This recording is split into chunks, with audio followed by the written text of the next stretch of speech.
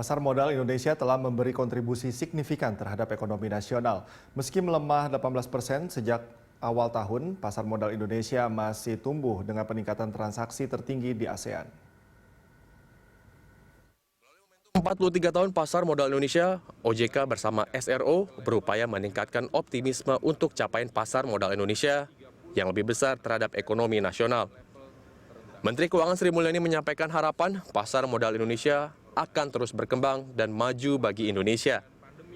Meski IHSG masih melemah sekitar 18% di masa pandemi, namun pasar modal Indonesia berhasil meraih capaian positif dan kinerja tertinggi di antara bursa ASEAN. Dampak pandemi relatif tidak menurunkan minat investor bertransaksi saham dengan peningkatan transaksi harian sejak Maret hingga Juli 2020 meningkat 82,4% dari bulan Maret sebanyak 51.000 mencapai 93.000 investor pada Juli 2020. Artinya berada di atas rata-rata investor aktif retail sejak awal 2020 sebanyak 65.000 investor. Sementara rata-rata nilai transaksi harian mencapai 7,67 triliun rupiah per hari hingga Juli 2020 dengan total rata-rata frekuensi dan volume transaksi perdagangan mencapai 537.000 kali dan 7,9 miliar lembar saham tertinggi di kawasan ASEAN sejak tahun 2018. Oleh respon pasar terhadap pandemi COVID-19. Dan hal ini terjadi di mayoritas bursa efek global.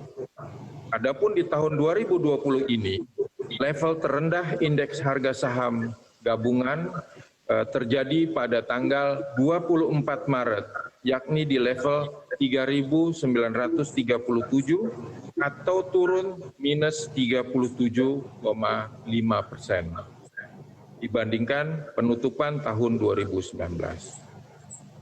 Namun, puji syukur pada Jumat 7 Agustus 2020, indeks harga saham gabungan dapat kembali meningkat ke level 5.143 atau naik 30,6% sejak level terendah.